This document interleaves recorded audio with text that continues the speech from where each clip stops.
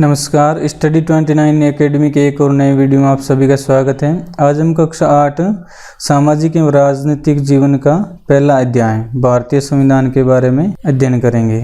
इस वीडियो में हम जानेंगे कि संविधान क्या है और भारतीय संविधान के मूल उद्देश्य के बारे में सामान्य जानकारी प्राप्त करेंगे।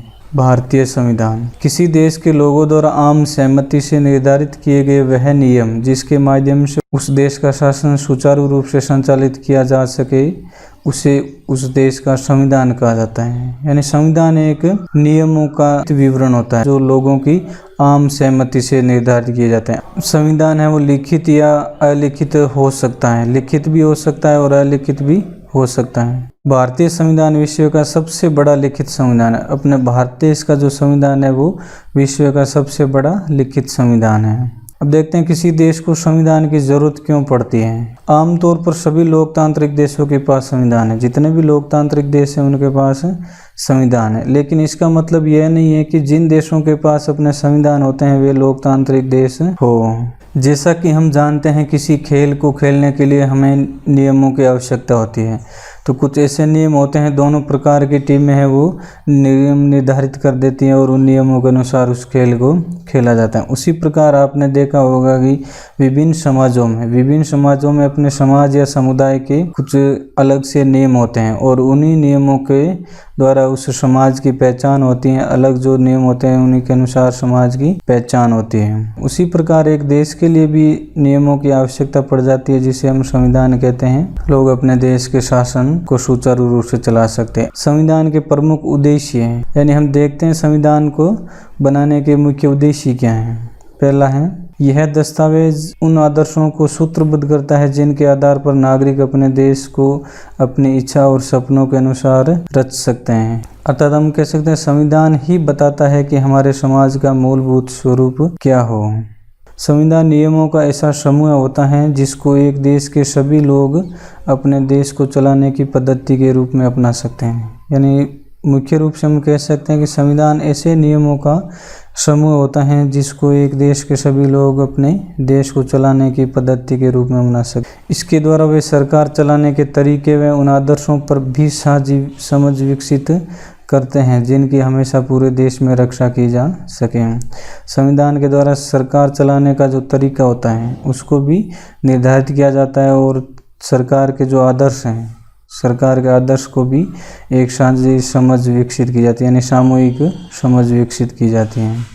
इन बातों को समझने के लिए नेपाल के राजनीतिक घटनाक्रम को देखते हैं। कुछ समय पहले तक नेपाल में राजतंत्र यानी राजा का शासन था। 1990 में बना नेपाल का पिछला संविधान इस सिद्धांत पर आधारित था कि शासन की सर्वोच्च सत्ता है राजा के पास ही रहेगी। 1990 में नेपाल में एक संविधान बनता है लेकिन उसका जो शासन की सर्वोच्च सत्ता है वो तो राजा के पास ही रखी गई है। नेपाल के लोग कई दशक से लोकतंत्र की स्थापना के लिए जन आंदोलन कर रहे थे, यानी लोग लोकतंत्र की स्थापना चाहते थे राजतंत्र की जगह। इसी संघर्ष के परिणाम स्वरूप 2006 में आखिरकार उन्हें राजा की सत्ता को खत्म करने में कामयाबी मिली, यानी 2006 में राजतंत्र है उसकी जगह लोकतंत्र को लागू करने की आम सहमति बनी। नेपाल के लोग लोकतंत्र के रास्ते पर चलना चाहते थे, इसके लिए उन्हें एक नया संविधान चाहिए था क्योंकि वे पिछले संविधान को नहीं अपनाना चाहते थे और जिसका कारण उसमें वे आदर्श नहीं थे जो नेपाल के लोग चाहते थे। इसी कारण तो उन्होंने जन आंदोलन किया था ताकि अपना नया संविधान बना सके। यहाँ के लोगों ने 2015 में अपने देश के लिए एक नया संविधान बनाया। अब संविधान का दूसरा उद्देश्य है देश की राजनीतिक व्यवस्था को तय करना, यानी जिस देश में संविधान लागू किया जा रहा है उसकी राजनीतिक व्यवस्था कैसी होगी। नेपाल के पुराने संविधान में कहा गया था कि देश के शासन की बागडोर राजा और मंत्री परिषद के हाथ में रहेगी। जिन देशों में लोकतांत्रिक शासन पद्धति या राज्य व्यवस्था अपनाई गई है वहाँ निर्णय प्रक्रिया के नियम तय करने में संविधान बहुत अहम भूमिका अदा करता है। लोकतंत्र में हम नेता खुद चुनते हैं, यानी नेता चुनने के लिए जनता वोट करती है ताकि वे हमारी ओर से सत्ता का जिम्मेदारी के साथ इस्तेमाल कर सकें। फिर भी एक बात की संभावना हमेशा रहती है कि ये नेता सत्ता का दुरुपयोग कर सकते हैं। नेता को हम चुनते तो है लेकिन कई बार ये संभावना बनी रहती है कि जो नेता को सत्ता सौंपी जा रही है उसका वे दुरुपयोग कर सकते हैं। लोकतांत्रिक समाजों में प्राय संविधान ही ऐसे नियम तय करता है जिनके द्वारा राजनेताओं के हाथों सत्ता के दुरुपयोग को रोका जा सके। भारतीय संविधान में बहुत सारे कानून मौलिक अधिकारों वाले खंड में दिए गए हैं। संविधान में दिए गए नियमों से इस बात का ख्याल रखा जाता है कि अल्पसंख्यकों के लिए सामान्य रूप से उपलब्ध हो। मौलिक अधिकार। भारतीय संविधान में मौलिक अधिकारों की व्यवस्था की गई है जो नेताओं को निरंकुश होने से बचाते हैं। उसी प्रकार अल्पसंख्यकों पर बहुसंख्यकों की इस निरंकुशता या दबदबे पर प्रतिबंध लगाना भी संविधान का महत्वपूर्ण कार्य है। तीसरा उद्देश्य, संविधान हमें ऐसे फैसले लेने से भी रोकता है जिनसे उन बड़े सिद्धांतों को ठेस पहुंच सकती है जिनमें देश आस्था रखता है।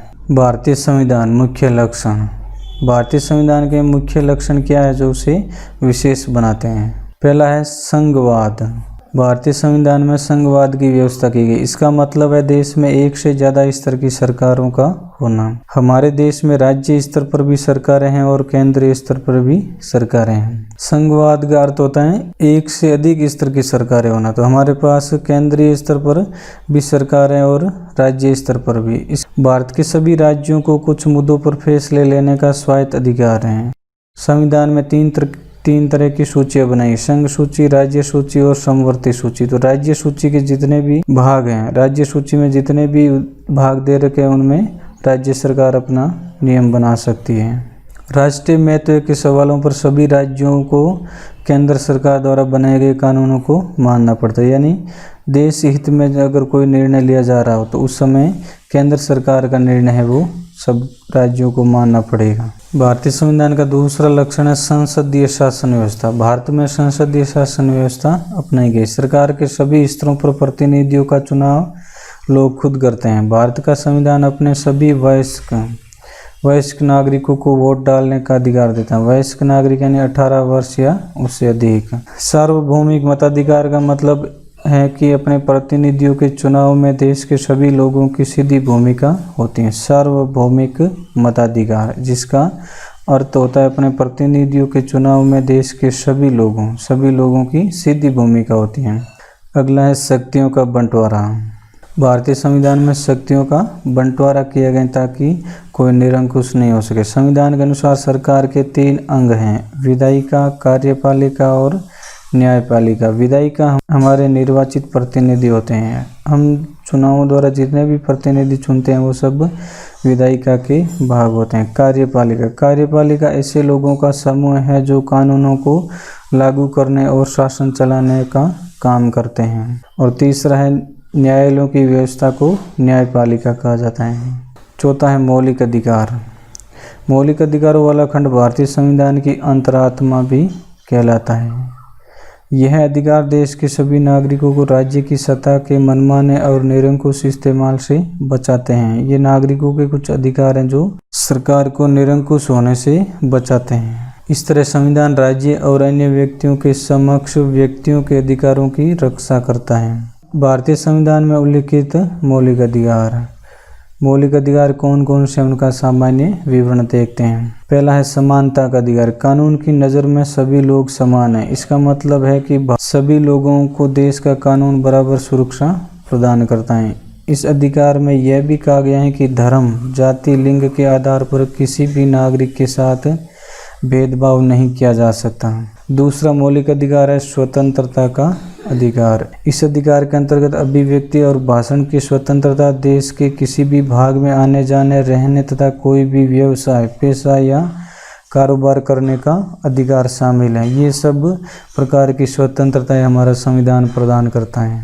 अगला है शोषण के विरुद्ध अधिकार। संविधान में कहा गया है कि मानव व्यापार, जबरिया श्रम यानी जबरदस्ती कोई श्रम करवाना, जबरिया श्रम और 14 वर्ष से कम उम्र के बच्चों को मजदूरी पर रखना अपराध है, यानी ये कानून अपराध माना गया। अगला है धार्मिक स्वतंत्रता का अधिकार। सभी नागरिकों को पूरी धार्मिक स्वतंत्रता दी गई है। सभी नागरिकों को पूरी धार्मिक स्वतंत्रता दी गई। प्रत्येक व्यक्ति को अपनी इच्छा का धर्म अपनाने, उसका प्रचार प्रसार करने का अधिकार है। पांचवा मौलिक अधिकार है सांस्कृतिक और शैक्षणिक अधिकार। संविधान में कहा गया है कि धार्मिक या भाषाई सभी अल्पसंख्यक समुदाय अपनी संस्कृति की रक्षा और विकास के लिए अपने अपने शैक्षणिक संस्थान खोल सकते हैं। छठा है संवैधानिक उपचार का अधिकार। यदि किसी नागरिक को लगता है कि राज्य द्वारा उसके किसी मौलिक अधिकार का सहारा लेकर वह अदालत में जा सकता है, यदि किसी नागरिक को लगता है कि उसके मौलिक अधिकारों का राज्य द्वारा हनन किया गया तो वह इन मौलिक अधिकारों का सहारा लेकर अदालत में जा सकता है और अपने अधिकारों की रक्षा कर सकता है। पांचवा है धर्मनिरपेक्षता। धर्मनिरपेक्ष राज्य वह होता है जिसमें राज्य अधिकृत रूप से किसी भी धर्म को राजकीय धर्म के रूप में बढ़ावा नहीं देता। भारतीय संविधान की एक और मुख्य विशेषता है धर्मनिरपेक्षता, यानी किसी एक धर्म को राजकीय धर्म के रूप में बढ़ावा नहीं मिलता है। अब इस पार्ट में ही कुछ महत्वपूर्ण बातों के बारे में जानते हैं। 1934 में भारतीय राष्ट्रीय कांग्रेस ने संविधान सभा के गठन की मांग को पहली बार अपनी अधिकृत नीति में शामिल किया गया। अधिकृत नीति में 1934 में भारतीय संविधान के निर्माण को शामिल किया गया। दिसंबर 1946 में संविधान सभा का गठन किया गया। बाबा साहेब डॉक्टर अम्बेडकर को भारतीय संविधान का जनक कहा जाता है। राज्य एक ऐसी राजनीतिक संस्था होती है निश्चित भूभाग में रहने वाले संप्रभु लोगों का प्रतिनिधित्व करती है। इस प्रकार हमने इस पार्ट में भारतीय संविधान से संबंधित कुछ महत्वपूर्ण बातों को समझने का प्रयास किया। इस वीडियो को पूरा देखने के लिए आपका बहुत बहुत धन्यवाद।